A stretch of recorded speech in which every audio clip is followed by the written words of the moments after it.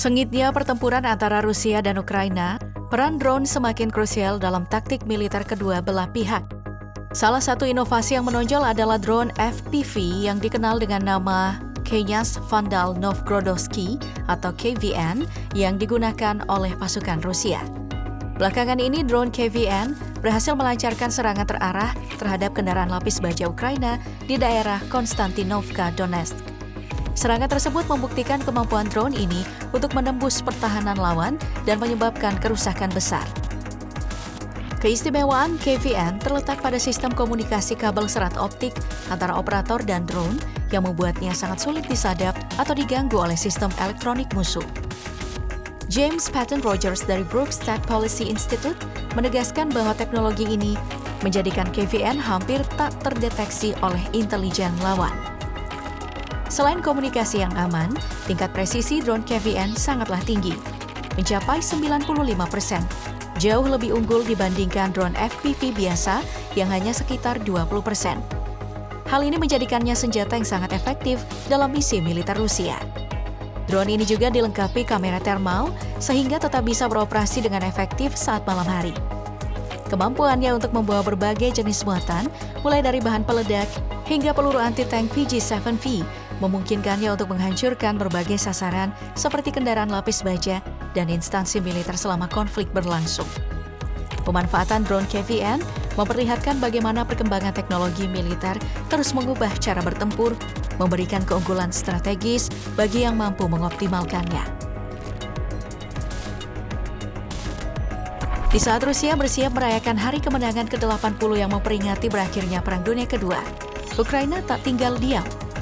Pada hari Selasa 6 Mei 2025, mereka melancarkan serangan drone besar-besaran ke wilayah Moskow yang memaksa penutupan sementara 4 bandara internasional di ibu kota Rusia tersebut.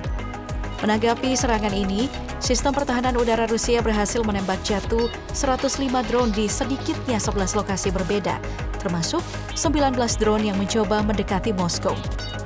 Dalam upaya mengamankan parade di lapangan merah, Presiden Vladimir Putin sempat mengusulkan gencatan senjata selama 3 hari, terutama karena sejumlah pemimpin dunia, termasuk Presiden China Xi Jinping, dijadwalkan hadir.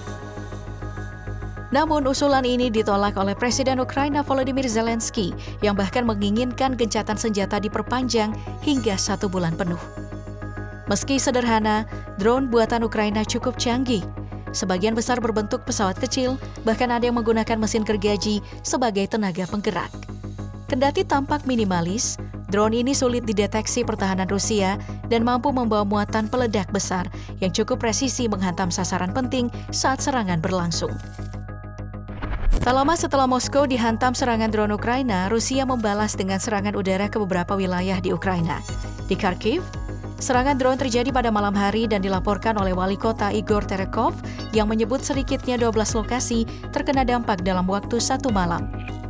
Serangan ini menyebabkan kerusakan pada bangunan tempat tinggal, infrastruktur sipil, serta kendaraan. Gubernur Kharkiv, Oleh Sinihubov, menyatakan bahwa kerusakan yang ditimbulkan sangatlah luas dan memprihatinkan. Kota Odessa juga menjadi sasaran serangan drone Rusia, di mana seorang warga dilaporkan meninggal dunia akibat hantaman tersebut, menurut konfirmasi dari Gubernur Oleh Kiper. Kharkiv memang sering menjadi target utama serangan udara Rusia sepanjang konflik ini. Contohnya, serangan drone tanggal 4 Mei lalu menyebabkan 47 orang mengalami luka-luka. Menurut kantor Kejaksaan Kharkiv, Rusia menggunakan drone dengan muatan hulu ledak termobarik, jenis amunisi yang menghasilkan gelombang ledakan dahsyat dan semburan asap panas yang menghancurkan area sekitarnya. Penggunaan senjata semacam ini dianggap sebagai pelanggaran hukum humaniter internasional. Demikian pernyataan dari jaksa setempat.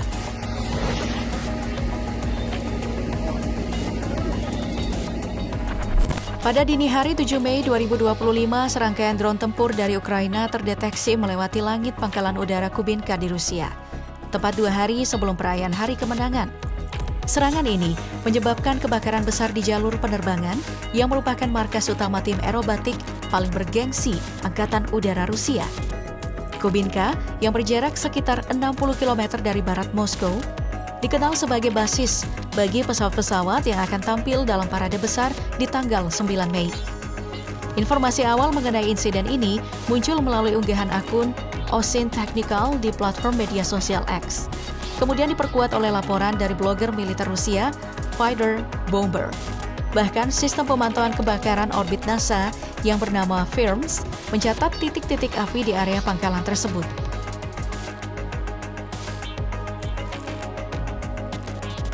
Kubinka bukan sekadar pangkalan militer biasa. Tempat ini menjadi markas utama bagi tim aerobatik elit Rusia, seperti Swifts yang mengoperasikan MiG-29 dan Russian Knight dengan Su-30SM serta Su-35S. Kedua tim ini dikenal tidak hanya karena kemampuan manuver udara presisi mereka, tetapi juga atraksi spektakuler mereka yang meninggalkan jejak kondensasi warna-warni di langit. Pertunjukan yang disaksikan jutaan orang setiap tahun saat parade Hari Kemenangan sebagai simbol kebanggaan dan kecanggihan teknologi militer Rusia.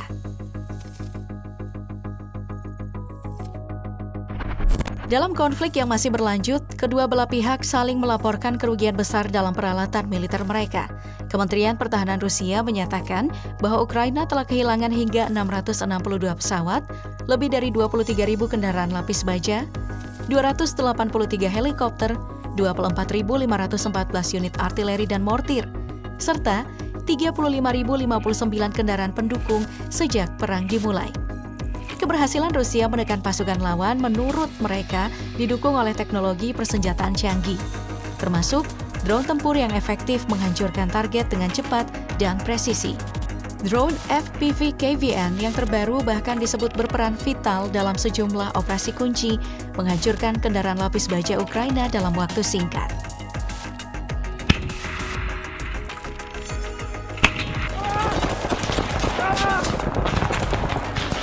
Di sisi lain, Ukraina juga tidak tinggal diam.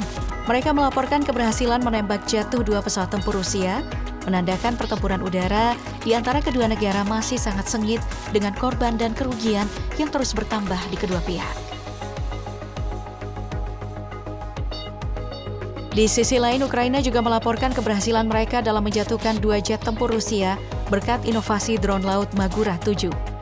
Melalui operasi yang digagas Direktorat Intelijen Pertahanan Ukraina atau GUR, 2 unit Su-30 Flanker milik Rusia dilumpuhkan dengan rudal udara ke udara AIM-9 Sidewinder berpemandu inframerah yang diluncurkan langsung dari kapal nirawak Magura 7. Kabar tersebut semakin santer setelah Presiden Volodymyr Zelensky secara terbuka mengumumkan bahwa militer Ukraina berhasil menembak jatuh jet tempur Rusia kedua dalam 1 hari dengan menggunakan pesawat tak berawak laut. Tidak hanya itu, pihak intelijen Ukraina menambahkan bahwa pada Desember tahun lalu mereka sukses menghancurkan 2 helikopter Rusia untuk pertama kalinya di dunia dengan rudal yang dibawa oleh drone Magura V5. Konflik antara Rusia dan Ukraina telah menunjukkan bagaimana perang modern kini tak lagi hanya mengandalkan jumlah pasukan atau senjata berat di darat. Persaingan teknologi, terutama penggunaan drone, baik di udara, darat, maupun laut, telah mengubah wajah pertempuran. Setiap inovasi baru memunculkan babak baru dalam pertarungan, di mana strategi, kecanggihan teknologi, dan keberanian menjadi penentu hasil akhir. Namun, di balik setiap klaim kemenangan, selalu ada korban dan kehancuran yang harus dibayar. Selama belum ada titik temu untuk perdamaian, kedua negara kemungkinan besar akan terus beradu inovasi di medan laga.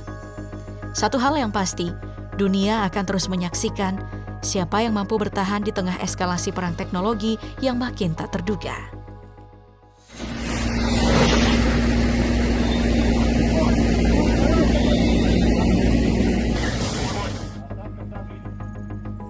Давай. Вот так вот. Хороший.